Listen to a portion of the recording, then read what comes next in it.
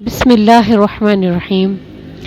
مال میں، رزق حلال میں، دولت میں خیر و برکت کے لیے اللہ تعالیٰ اور اس کے رسول صلی اللہ علیہ وسلم نے بہت ساری چیزیں، بہت سارے عمل ہمیں بتائے ہیں کہ جن پر عمل کرنے سے ہم اپنے رزق پر، اپنے مال و دولت میں کیا کر سکتے ہیں، خیر و برکت لا سکتے ہیں۔ دیکھو ہم رزق کمانے کے لیے جا رہے ہیں، ٹھیک ہے، مرد حضرات جا رہے ہیں اور خواتین بھی باہر نکلتی ہے کام کرنے کے لیے، لگی بندی رقم بھی آ رہی ہے، اور جن کی شاپس ہیں، دکان ہے، کاروبار ہے، ان کے مال آ رہا ہے، دولت آ رہی ہے، کاروبار چل رہا ہے، لیکن وہ بچ نہیں رہا، کہیں پیسہ نظر نہیں آ رہا۔ کیوں؟ اسے کہتے ہیں خیر و برکت کا ختم ہو جانا، ٹھیک ہے۔ یا کمانے کے لیے جا رہے ہیں لیکن کمائی ہو نہیں رہی، خیر و برکت ہو نہیں رہی۔ کیونکہ ہم اللہ اور اس کے رسول کے احکام سے بھٹک گئے ہیں۔ ایسے بہت سارے عملیات ہیں جن پر عمل کرنے سے ہم اپنے مال میں کیا لا سکتے ہیں، خیر و برکت لا سکتے ہیں۔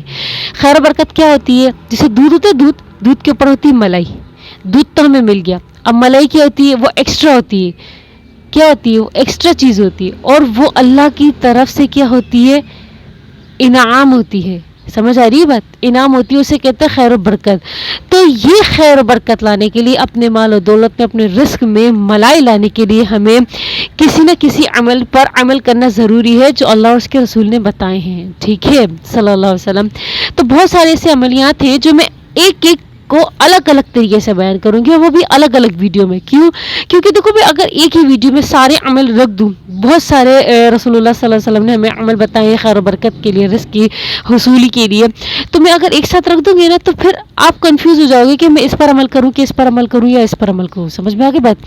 تو میں الگ الگ کر کے بتاؤں گی نا تو کیا ہوگا، آپ کو جو سہل لگے گا، جو آپ کو آسان لگے گا عمل کرنا، جو آپ پر مشقت نہیں لگے گی، بھاری نہیں لگے گی، جس کو آپ آسانی سے کر پائیں گے، اس پر آپ عمل کر لیجئے گا، ٹھیک ہے۔ اور چاہے تو سب پر بھی عمل کر سکتے ہیں، تو ملائی کے اوپر ملائی آپ کو ملتی جائے گی، ٹھیک ہے۔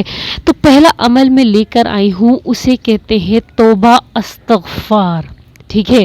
رسول اللہ صلی اللہ علیہ وسلم نے ارشاد فرمایا کہ جو شخص توبہ استغفار بکثرت پڑھے گا، بکثرت مطلب یہ نہیں کہ گنتی پہ پڑھ رہے ہو، ہاتھوں میں پڑھ لیا، ختم کر لیا، بیٹھ گئے کہ بھائی اب تو خیر و برکت ہوگی، نہیں، بکثرت، جو کثرت سے توبہ استغفار پڑھے گا، نہیں کہ اٹھتے بیٹھتے، جاتے سوکتے، ہنستے کھیلتے، کہیں پہ بھی کھڑے ہیں، بازار میں کھڑے ہیں، تب بھی استغفار آپ نے پڑھنا ہے، توبہ استغفر اللہ۔ تو جو شخص، رسول اللہ صلی اللہ علیہ وسلم نے ارشاد فرمایا کہ جو شخص توبہ استغفار کثرت سے پڑھے گا، پہلی بات تو اللہ تعالیٰ اس کو غموں سے نکال دیں گے۔ کس سے نکال دیں گے؟ غموں سے نکال دیں گے۔ ابھی کس کو غم نہیں ہے؟ کس کو کسی چیز کا پریشانی نہیں ہے، ٹینشن نہیں ہے، کسی نہ کسی چیز کا غم لاحق ہی لاحق ہے، ٹھیک ہے۔ کیونکہ ابھی ہم لوگ جو ہے دین اور دنیا کو چھوڑ کے مغربی ممالک کو زیادہ فالو کرتے نا، تو غم تو آئے گا ہی آئے گا، ٹھیک ہے۔ تو اللہ کے رسول صلی اللہ علیہ وسلم نے فرمایا کہ جو شخص توبہ استغفار کثرت سے کرے گا تو اللہ تعالیٰ اس کو غم سے نکال دیں گے۔ دوسری بات، اللہ تعالیٰ اس کو پریشانیوں سے نکال دیں گے، ٹھیک ہے۔ بجلی کی پریشانی، گیس کی پریشانی، بلوں کی پریشانی، راشن کی پریشانی، چینی پتی کی پریشانی، مہنگائی کی پریشانی، کتنی ایسی پریشانیاں جو لاحق ہے، اللہ تعالیٰ اس کو ان پریشانیوں سے کیا نکال دیں گے؟ نکال دیں گے۔ سمجھ آ رہی ہے؟ قرضہ ہے کہ کچھ بھی ہے، اللہ تعالیٰ پریشانی سے نکال دیں گے بکثرت استغفار کرنے سے۔ اور نمبر 3 جو آپ لوگوں کے لیے ہے، اور جس وجہ سے میں نے ویڈیو بنائی ہے، کہ رسول اللہ صلی اللہ علیہ وسلم نے ارشاد فرمایا جو شخص بکثرت سے استغفار کرے گا، اللہ تعالیٰ اس کو وہاں سے رزق عطا فرمائیں گے جہاں سے اس کا کیا نہیں ہوگا؟ گمان نہیں ہوگا، اس کا وہم نہیں ہوگا۔ جہاں سے ہمارا وہم و گمان نہیں ہوگا، اللہ تعالیٰ ہمیں وہاں سے رزق حلال عطا فرمائیں گے، وہاں سے ہمیں اللہ تعالیٰ روزی عطا فرمائیں گے۔ اور رزق کما رہے ہو، اپنے کام پر جا رہے ہو، تو اللہ تعالیٰ ایسی موٹی موٹی ملائی عطا فرمائیں گے کہ جس کو کھانے سے کیا ہوگا؟ منہ میں لذت پیدا ہوگی، دل اور سکون، دل اور روح کیا ہوگا؟ سکون میں آ جائے گا۔ بکثرت استغفار کرنے کے یہ فوائد ہیں۔ سمجھ میں آ رہی بات؟ تو اٹھتے بیٹھتے، چلتے جاگتے، سوتے ہوئے، کھاتے ہوئے، بازار جاتے ہوئے، بازار سے آتے ہوئے استغفار کی آپ نے کیا کرنا ہے؟ اپنے زبان کو روکنا نہیں ہے، کثرت سے کرتے رہنا، لیکن استغفار کرنے کے بھی بھائی شرائط ہیں۔ ایسا نہیں ہے کہ آپ جو ہے گناہ بھی کر رہے ہو استغفار بھی پڑھ رہے ہو.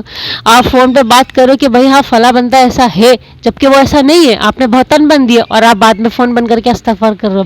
آپ نے کسی کو مال بیچتے ہوئے جھوٹ بولا کہ ہاں اس میں یہ نقص نہیں ہے اور آپ نے مال بیچ دیا اور آپ استغفار کر رہے ہو. ارے آپ اپنی زندگیوں سے گناہ کو نکال کر استغفار کرو. سمجھ میں آ رہی ہے؟ جھوٹ کو نکال کر استغفار کرو اور پشیمان ہو کے استغفار کرو کہ ہاں میں نے یہ گناہ کیا کہ اللہ پاک میں نے فلاں کی گناہ کیا، یا اللہ پاک میں نے اپنی زندگی میں جتنی بھی گناہ کی میں ان سب کی معافی مانگتا ہوں یا مانگتی ہوں. توبہ استغفار آپ کرو. اور تیسرا یہ کہ آپ نے دوبارہ نہ کرنے کا کیا کرنا ہے؟ عزم کرنا ہے. دوبارہ گناہ نہ کرنے کا عزم کرنا ہے اور اس پر آپ نے استغفار کرنا ہے. تو استغفار کیا ہو جائے گی؟ وہ بھی بہت ملائی ہو جائے گی، قابل قبول ہو جائے گی کہ اللہ کے پاس کیا ہو جائے گی؟ قبول کی درجے پر چلی جائے گی. توبہ استغفار. تو توبہ استغفار کی شرائط آپ کی پوری ہو گئے، پھر آپ کے رزق میں کیا ہوگی؟ خوب خیر و برکت نازل ہوگی. اللہ تعالیٰ وہاں سے رزق عطا فرمائے کہ جہاں سے آپ کا وہم و گمان بھی نہیں ہوگا. آپ یقین جانیں کتنے میں نے لوگ اس طرح کے دیکھے ہیں، میرے خود کے جو جاننے والے ہیں، کہ ان کی بہت لگی بندی رقم ہے، ٹھیک ہے، نوکری پیشہ انسان ہے، چھوٹی قلیل رقم آتی ہے، تنخواہ آتی ہے، لیکن اللہ تعالیٰ اتنی خیر و برکت عطا فرماتے ہیں کہ پورا مہینہ ان کتنی آسانی سے نکل جاتا ہے. اور ہم ایز اے مہمان ان کے گھر جاتے ہیں تو ماشاءاللہ بہت اچھی خاطرداری کرتے ہیں ہماری. کیوں؟ کیونکہ اللہ تعالیٰ نے ان کے رزق میں ملائی عطا کی ہے. کیا کی ہے؟ ملائی دیے، خیر و برکت دیے. ملائی ہے مطلب خیر و برکت ہے. اور اگر ملائی چاہیے یعنی خیر و برکت چاہیے تو آپ نے کیا کرنا ہے؟ استغفار کثرت سے کرنا ہے. آپ استغفار آج سے شروع کر دیں، اللہ تعالیٰ سے توبہ کریں. اللہ تعالیٰ سے توبہ کرنا کوئی مشکل کام نہیں ہے. اللہ تعالیٰ سے توبہ کرنا انتہائی آسان کام ہے. دنیا والوں سے، انسانوں سے، رشتہ داروں سے، دوستوں سے، ماں باپ سے، بہن بھائیوں سے معافی مانگنا انتہائی مشکل ہے، لیکن اللہ تعالیٰ سے معافی مانگنا انتہائی آسان ہے. سمجھے؟ اللہ تعالیٰ سے ہم کہیں گے یا اللہ میری توبہ، یا اللہ میری توبہ، اللہ تعالیٰ فوراً معاف کر دیں، کیونکہ اللہ تعالیٰ انسان کے توبہ کے انتظار میں ہے. سمجھ میں آ رہی میری بات؟